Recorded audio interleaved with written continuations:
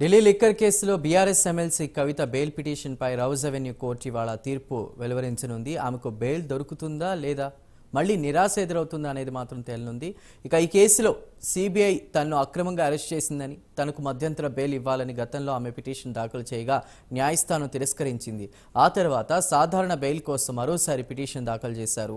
దీనిపై April 22న Rouse Avenue కోర్టులో వాదనలు జరిగాయి. ఇక 7 ఏళ్లలోపు శిక్ష పడే కేసులకు అరెస్ట్ అవసరం లేదని, కవిత మహిళ కాబట్టి పిఎంఎల్ఏ సెక్షన్ 45 ప్రకారం బెయిల్కు అర్హురాలని ఆమె తరపున న్యాయవాది విక్రమ్ చౌదరి కోర్టులో వాదనలు వినిపించారు. సరైన ఆధారాలే లేని ఈ కేసు ఆమెకు బెయిల్ మంజూరు చేయాలని కూడా కోరడం జరిగింది.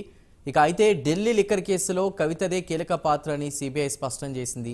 కేసు దర్యాప్తు జరుగుతోందని, ఆమె బయటకు వస్తే కేసును ప్రభావితం చేస్తారని, కాబట్టి బెయిల్ ఇవ్వొద్దని సిబిఐ వాదించింది.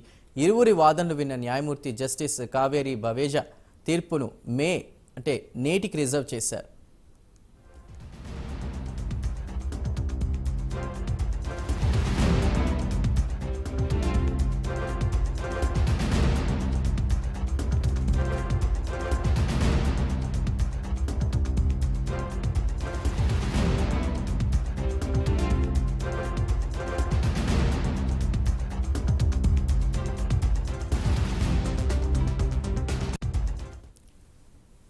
ఇక ఎమ్మెల్సీ కవిత బెయిల్కి సంబంధించి కూడా తీర్పును రిజర్వ్ చేసినట్టు తెలుస్తోంది.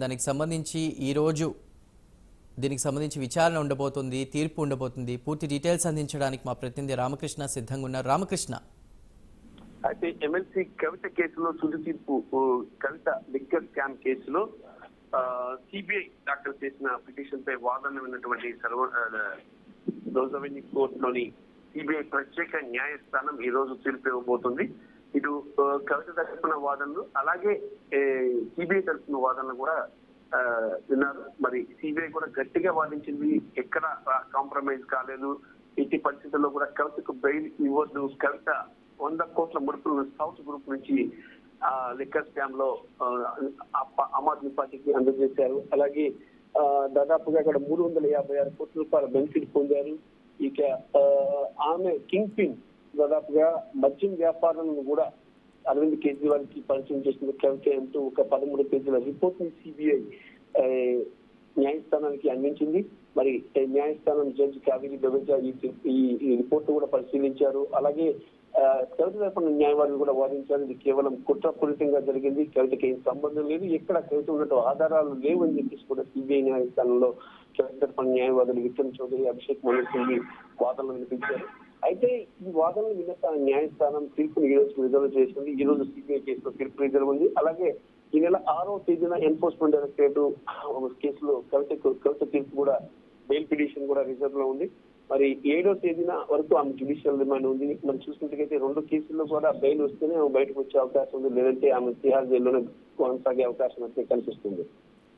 Right Ramakrishna, thank you.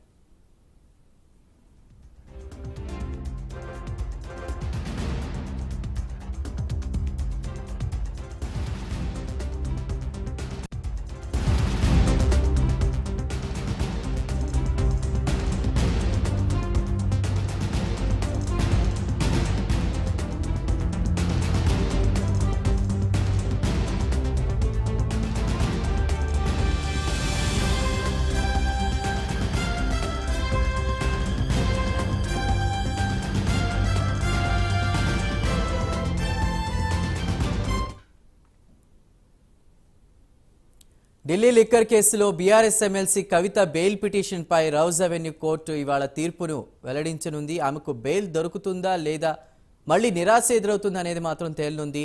ఈ కేసులో సిబిఐ తనను అక్రమంగా అరెస్ట్ చేసిందని, తనకు మధ్యంతర బెయిల్ ఇవ్వాలని గతంలో ఆమె పిటిషన్ దాఖలు చేయగా న్యాయస్థానం తిరస్కరించింది. ఆ తర్వాత సాధారణ బెయిల్ కోసం మరోసారి పిటిషన్ దాఖలు చేశారు. దీనిపై ఏప్రిల్ 22న రౌజ్ అవెన్యూ కోర్టులో వాదనలు జరిగాయి.